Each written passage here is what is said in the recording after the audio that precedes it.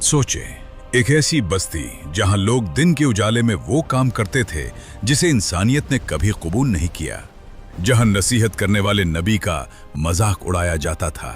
और फिर एक रात आसमान ने ऐसा फैसला सुनाया कि जमीन हमेशा के लिए बदल गई। क्या वाकई एक पूरी कौम को पलट दिया गया था?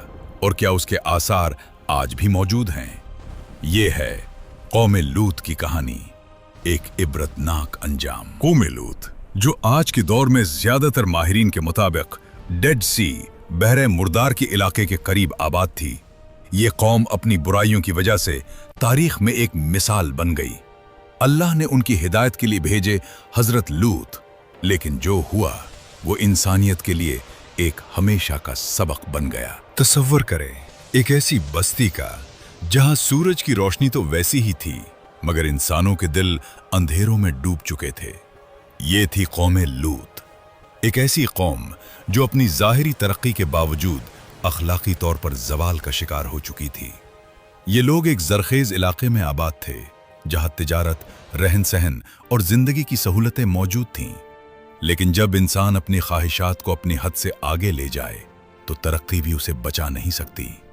कौमे लूत की सबसे बड़ी पहचान वो बुराई थी जिसे कुरान ने एक ऐसी हरकत करार दिया जो उनसे पहले दुनिया में किसी ने नहीं की थी। ये सिर्फ एक गुनाह नहीं था, ये एक ऐसा अमल था जिसे वो फख्र के साथ करते थे। वो छुप कर नहीं बल्कि खुले आम बेहयाई करते थे।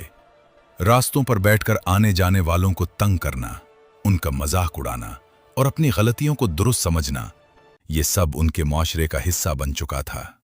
आज हम जिस चीज को नॉर्मलाइजेशन ऑफ सिन कहते हैं, वो उस वक्त अपनी इंतहा पर थी। कोई शर्म नहीं, कोई एहसास नहीं, कोई रोक टोक नहीं। ये वो लम्हा था जब एक कौम अपने जवाल के आखिरी मरहले में दाखिल हो चुकी थी। और सबसे खतरनाक बात क्या थी? उन्हें अपने गलत होने का एहसास ही खत्म हो चुका था।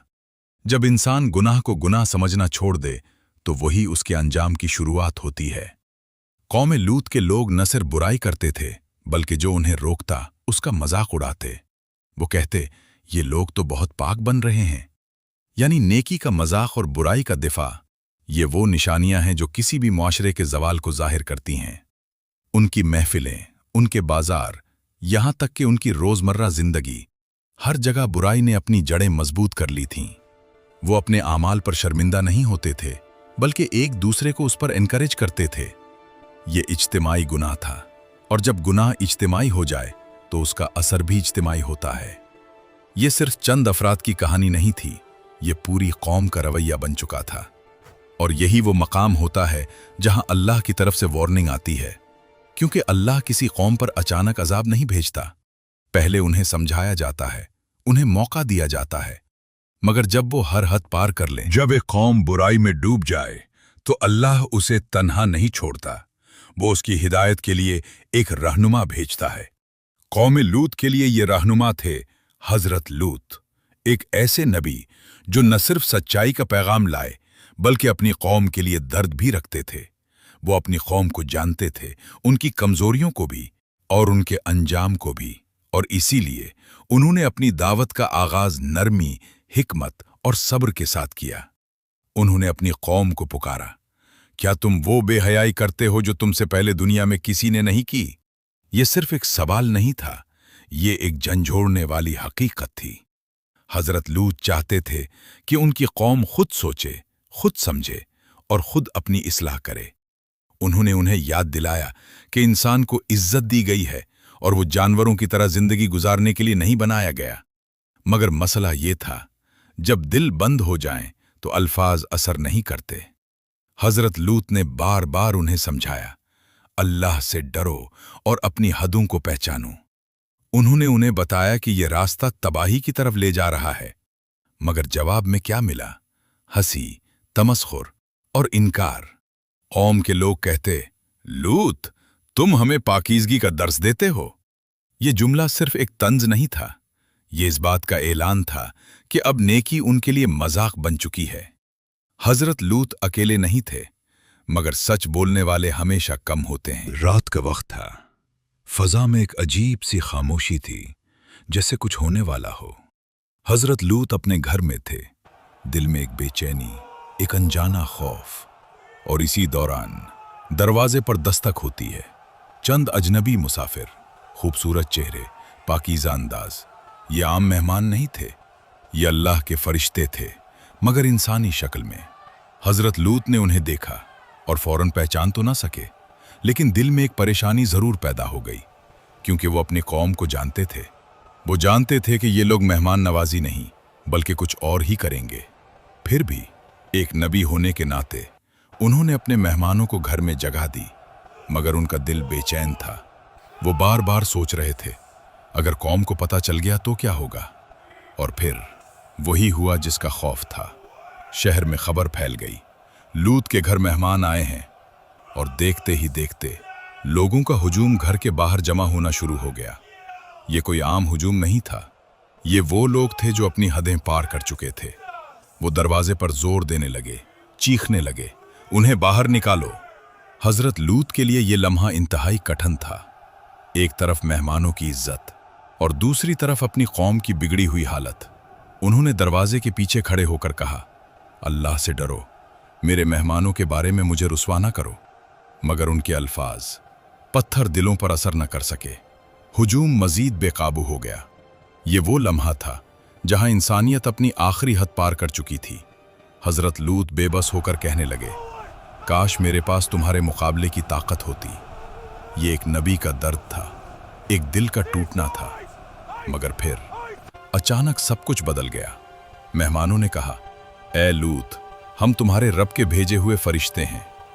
ये सुनकर हर चीज वाजे हो गई। फरिश्तों ने हजरत लूत को हुक्म दिया, अपने अहले ईमान को लेकर रात के अंधेरे में यहां से निकल जाओ। ये एक हिजरत थी, मगर एक आम हिजरत नहीं। ये जिंदगी और मौत के दरमियान एक सफर था, और साथ ही एक सख्त हिदायत, पीछे मुड़कर मत देखना, क्योंकि जो पीछे था वो तबाह होने वाला था। हजरत लूत ने फौरन तैयारी की, अपने मानने वालों को जमा किया और खामोशी से शहर छोड़ने लगे। रात गहरी थी, हवा में एक अजीब सा बोझ था, जैसे जमीन खुद भी किसी बड़े वाक़े की मुंतजिर हो। हर कदम के साथ दिल की धड़कन तेज हो रही थी। और फिर वो शहर जो कभी आबाद था उनकी नजरों से दूर होता गया। मगर एक आजमाइश अभी बाकी थी। हजरत लूत की बीवी, वो उनके साथ तो थी मगर दिल से नहीं। और जब हुक्म आया था पीछे मुड़कर न देखना, तो ये हुक्म सबके लिए था। मगर कुछ फैसले इंसान खुद करता है और उनके नताइज भी। फिर वो लम्हा आया जब आसमान ने अपना फैसला नाफिज किया। सुबह होने से पहले जमीन कांपने लगी। एक जबरदस्त धमाका, एक हौलनाक आवाज, जैसे पूरी जमीन चीख उठी हो। और फिर बस्ती को जड़ से उठाकर उलट दिया गया। जो ऊपर था वो नीचे आ गया, और जो नीचे था वो ऊपर। ये सिर्फ जलजला नहीं था, ये एक मुकम्मल तबाही थी। और फिर आसमान से पत्थरों की बारिश शुरू हुई। हर पत्थर एक निशाना लेकर आ रहा था। ये कोई इत्तेफाक नहीं था, ये एक हिसाब था, एक अंजाम उन लोगों के लिए जिन्होंने हर हद पार कर ली थी। चंद लम्हों में एक पूरी बस्ती माजी बन गई। खामोशी छा गई, मगर ये खामोशी हमेशा के लिए थी। आज हजारों साल बाद भी इस वाक़े की गूंज बाकी है। बहरा मुर्दार, एक ऐसी जगह जहां जिंदगी तकरीबन नामुमकिन है। कुछ लोग कहते हैं कि यही वो इलाका है जहां कौम लूत आबाद थी। ये सिर्फ एक जुग्राफियाई मकाम नहीं, ये एक याद दहानी है, एक निशानी कि जब इंसान अपनी हदें भूल जाए और हक को ठुकरा दे तो अंजाम क्या होता है। कौम लूत की कहानी सिर्फ एक वाकया नहीं, ये एक वार्निंग है हर उस मुआशरे के लिए जो बुराई को मामूल बना ले और सच को नजरअंदाज करे। क्योंकि तारीख खुद को दोहराती नहीं, मगर सबक जरूर देती है।